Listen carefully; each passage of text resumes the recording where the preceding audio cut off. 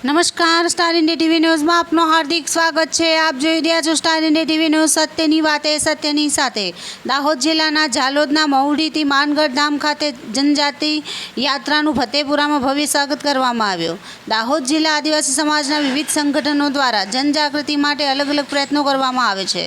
ત્યારે આજે ઝાલોદ તાલુકાના મહુડી ગામથી જનજાગૃતિ પદયાત્રા કાઢવામાં આવી હતી। આ જનજાગૃતિ પદયાત્રા ઝાલોદ તાલુકાના મહુડીથી માનગઢ ધામ ખાતે જવાની છે। ત્યારે આ પદયાત્રા ફતેપુરા તાલુકામાં આવતા ફતેપુરા તાલુકાના આદિવાસી સમાજ દ્વારા ભવ્ય સ્વાગત કરવામાં આવ્યું હતું। આ યાત્રાનું રાત્રિ રોકાણ પીપલારા ગામ ખાતે આવેલ સમાજઘરમાં ઉતારો આપવામાં આવ્યો હતો।